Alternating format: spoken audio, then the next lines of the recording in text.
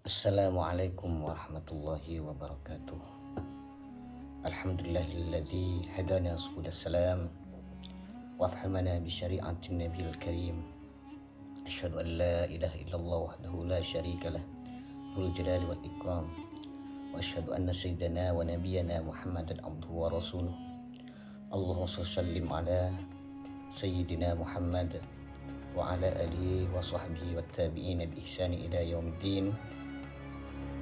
Amma ba'du fa ya ayyuhal ikhwan, usikum wa nafsi bi taqwallah wa ta'atihi la'allakum tuflihun. Qala Allah Ta'ala fil Qur'anil 'azim, a'udzu billahi minasy syaithanir rajim. Bismillahirrahmanirrahim. Ya ayyuhalladzina amanu taqullaha wa qulu qawlan sadida. Yuslih lakum a'malakum wa yaghfir lakum dhunubakum. Wa may yuti'illaha wa rasulahu faqad faza fawzan 'azima. Wa qala Allah Ta'ala, ya ayyuhalladzina amanu taqullaha haqqa tuqatih wa la tamutunna illa wa antum muslimun. Shadaqallahul 'aliyyul 'azim. Kaum muslimin hadirin wal hadirat rahimakumullah. Umat Islam sedunia pada saat ini sedang menjalankan ibadah puasa Ramadan. Perintah puasa yang dimaksud untuk membentuk pribadi yang bertakwa kepada Allah Subhanahu wa taala. Sebagaimana disebut dalam Al-Qur'an surah Al-Baqarah ayat 183 sebagai berikut. A'udzu billahi minasyaitonir rajim. Bismillahirrahmanirrahim. Ya ayyuhalladzina amanu kutiba alaikumus shiyam kama kutiba alal ladzina min qablikum la'allakum tattaqun. Yang artinya, hai orang-orang yang beriman, diwajibkan atas kamu berpuasa sebagaimana diwajibkan atas umat-umat sebelum kamu agar kamu bertakwa. Hadirin kaum muslimin hafizakumullah, ibadah puasa yang dijalankan dengan benar akan menghasilkan orang-orang yang setidaknya memiliki 3 kesolehan sebagaimana cerminan dari ketakwaan kepada Allah Subhanahu wa taala. Ketiga kesalahan tersebut, yang pertama, kesalehan personal.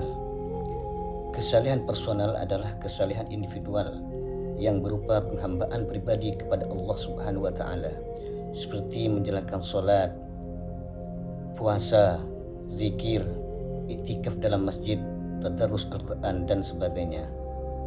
Kesalehan seperti ini sesungguhnya lebih mudah dicapai di bulan Ramadan, karena selama bulan Ramadan ini Allah mengkondisikan situasi dan kondisi sedemikian kondusif, seperti memberikan reward atau penghargaan kepada siapa saja atas ibadah yang dilakukan berupa pahala 7 kali lebih besar daripada di bulan Ramadan, sekaligus memberikan punishment atau hukuman yang lebih berat bagi orang yang melaksanakan kemaksiatan.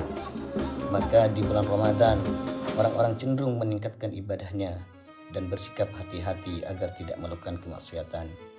Selain pahala, Allah juga menjanjikan terampuninya dosa-dosa di masa lampau, sebagaimana hadis Rasulullah SAW yang diriwayatkan dari Abu Hurairah radhiyallahu anhu sebagai berikut. Man shama Ramadan imanan wa ihtisaban ghufira lahu ma taqaddama min dhanbi. Yang artinya, barang siapa berpuasa Ramadan karena dorongan iman dan mengharap atau pahala, maka Allah akan mengampuni dosa-dosa yang telah lalu. Hadis di atas memberikan jaminan kepada setiap muslim tanpa terkecuali bahwa ibadah puasa yang dijalankan secara benar, yang didasari keimanan bahwa puasa Ramadan adalah benar-benar kewajiban dari Allah Subhanahu wa taala, disertai harapan mendapat pahala dari Allah Subhanahu wa taala tanpa berharap apapun dari manusia, misalnya pujian atau pemberian sedekah dan zakat atau hadiah lebaran seperti THR dari orang-orang tertentu. Maka orang tersebut oleh Allah Subhanahu wa taala akan diampuni seluruh dosanya di masa silam. Artinya, semakin banyak usia seseorang akan semakin banyak dosa-dosa yang diampuni oleh Allah Subhanahu wa taala. Oleh karena itu, beruntunglah mereka yang sudah tua tetapi masih mau dan mampu menjalankan ibadah puasa Ramadan secara penuh dan baik. Sebab semakin dekat dengan ajal, semakin sedikit sisa-sisa dosa mereka sebagai imbalan atas ibadah puasa yang dijalankan. Betapa indahnya kehidupan seorang jika diakhiri tanpa dosa atau sedikit dosa. Selain itu, mereka yang berpuasa akan mendapatkan prioritas dalam memasuki surga lewat pintu yang disebut Ar-Rayyan, sebagaimana disebutkan dalam hadis yang diriwayatkan Bukhari dan Muslim.